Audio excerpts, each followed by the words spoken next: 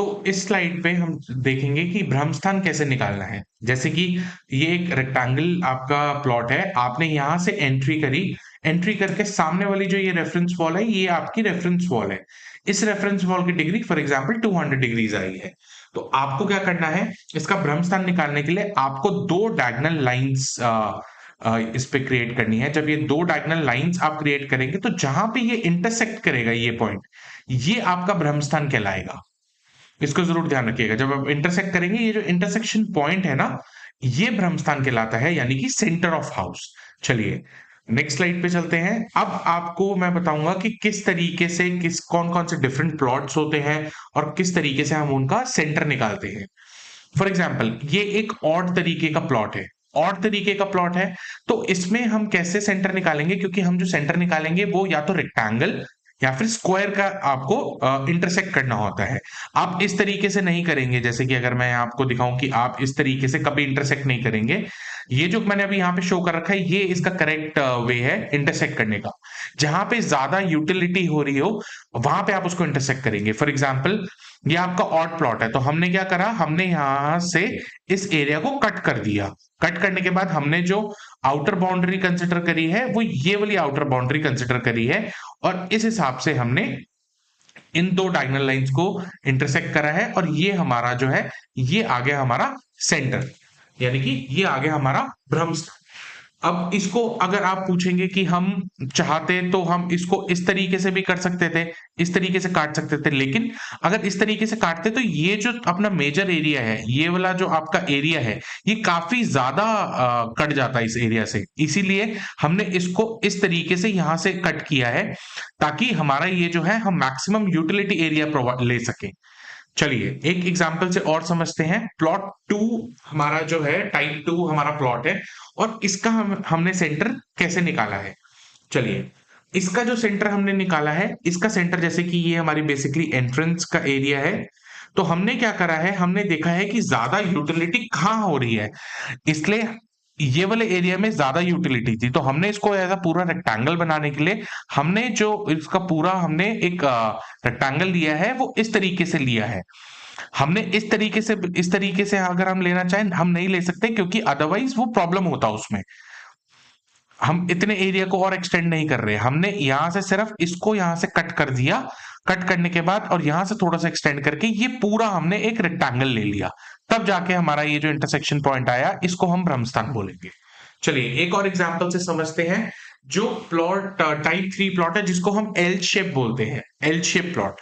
L shape plot में थोड़ा सा हमें किस तरीके से सेंटर निकालना होता है, जैसे कि एल शेप है, हम क्या करेंगे, हम इसको इस एरिया को यहां से कट कर देंगे। कट करने के बाद हमारे हमेशा दो सेंटर्स निकलेंगे, और उन दो सेंटर्स के हिसाब से हमारी वर्किंग होगी। ये जो मैंने एक यहाँ पे इंटरसेक्शन लाइन है, ये हमारा एक भ्रम स्थान होगा, और इस वाले एरिया का ये वाला भ्रम स्थान होगा हमारा। तो इसको अगर हम कट करते, फॉर एग्जाम्पल अगर हम इसको, मैं यहां से अगर ये एरिया को अगर ऐसे कट करता, तो ये एरिया काफी छोटा रह जाता। ठीक है, तो हमने क्या करा, हमने इसको यहां से कट करा, और इस तरीके से हमने इसको सेंटर निकाला। आइए एक और प्लॉट के बारे में जानते हैं किस तरीके से। जैसे कि आपने देखा होगा कई बार, आप अगर फ्लैट्स विजिट करते हैं, तो फ्लैट्स में ना यहाँ पे ओपन एरिया, जैसे कि आपकी चलने के लिए काफी बड़ी, बहुत बड़ी लॉबी होती है। तो हमने क्या करा, इसको यहाँ पे हमने इसको पूरा एक एग्जैक्टली इस तरीके से हमने यहाँ पे इसको रेक्टेंगल बनाया। रेक्टेंगल बनाने के बाद इसको हमने यहाँ से इसका भ्रमस्थान इस तरीके से हम कैलकुलेट करेंगे, तो ये हमारा भ्रमस्थान आया। इस एरिया को हम कट करेंगे, यहां से एक्सटेंड इतना नहीं कर सकते क्योंकि बहुत ज्यादा एक्सटेंशन हो जाएगा इसको, इसलिए हमने यहां से कट करा। चलिए ये चार एग्जांपल्स थे हमने कि किस तरीके से है। अब हम समझेंगे कि स्केल टू मैप टेक्निक हमें कैसे यूज करनी है। तो चलिए स्केल टू मैप टेक्निक हमें कैसे यूज करनी है। फॉर एग्जाम्पल आपने यहां से एंटर करा, आप किसी प्रेमाइसिस में आपने यहां से एंटर करा, और आपने यहां से एंटर करने के बाद यहां पे इस सामने वाली वॉल को आपने एज अ रेफरेंस वॉल लिया, यानी कि इस वाली वॉल को आपने रेफरेंस वॉल लिया, और आपकी डिग्री कितनी आई, 250 डिग्री आई। आपको फेस हमेशा रेफरेंस वॉल की तरफ, और इसको ध्यान रखना है रेफरेंस वॉल को किस फेस की, किस रेफरेंस वॉल को मान के आपने डिग्री ली है। तो ये आपका स्टेप वन है। स्टेप वन के बाद चलिए स्टेप टू। स्टेप 2 में आप क्या करेंगे? स्टेप 2 में अगेन वही सिमिलर वे कि आप भ्रमस्थान निकालने के लिए ये जो हमारा भ्रमस्थान आया है, 2 डायगोनल लाइन्स को आप क्रिएट करेंगे और ये सामने वाली वॉल की आपकी जो रेफरेंस डिग्री आई थी, इस सामने वाली वॉल की रेफरेंस डिग्री हमेशा सेम रहेगी। अगर वो रेक्टेंगल प्लॉट है ना, चाहे आप यहां से डिग्री लीजिए इस रेफरेंस वॉल की तब भी सेम आएगा, चाहे आप यहां से खड़े होकर अगर रेफरेंस वॉल की डिग्री लेंगे तो वो डिग्री भी सेम आएगी। तो इस रेफरेंस वॉल की डिग्री ये आई। तो अब आपको क्या करना है, आपका जो वास्तु चक्र है उसको आपको सेंटर पे रखना है और उसको 250 डिग्री पे प्लेस करना है। आप ताकि एग्जैक्टली क्योंकि आपको इससे क्या करना है, 16 डायरेक्शंस के बारे में जानना है, 16 डायरेक्शंस मैप करनी होंगी एंड 16 डायरेक्शंस मैप करने के बाद ताकि आप एक एक ऑब्जेक्ट और एक एक चीज देख पाए इस नक्शे में कि वो एग्जैक्टली कौन से जोन में प्लेस है, तभी तो आप अपना उसको चेक कर पाएंगे कि वहां पे कोई एंटी एक्टिविटी या किस जोन में क्या पड़ा है, तभी आप चेक कर पाएंगे। तो अपना जो आपको डेस्टिनी वर्ल्ड का आपको जो वो मिला होगा दिशा शक्ति चक्र, अगर आपके पास नहीं है तो बिना उसके आपको थोड़ा सा कठिनाई होगी। आप उसको एक बार ऑर्डर कर दीजिए हमारे सपोर्ट नंबर पे कॉल करके, वो आप अपने पास मंगा के जरूर रखिएगा क्योंकि ये आपके लिए बहुत जरूरी है। यहाँ पे आपको अपना चक्र रखना है और उसको 250 डिग्री पे यहाँ पे उसको प्लेस करना है।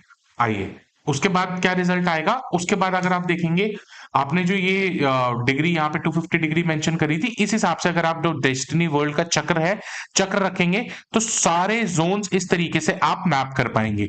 उसके बाद आप देख पाएंगे कि ये जो बेड की लोकेशन है वो कौन से जोन में आ रही है, ये बेड की लोकेशन कौन से जोन में आ रही है, ये आप देख पाएंगे कि ये कौन से जोन में आ रहा है, एक एक चीज आप अच्छे से मैप कर पाएंगे, तो ये बहुत जरूरी है।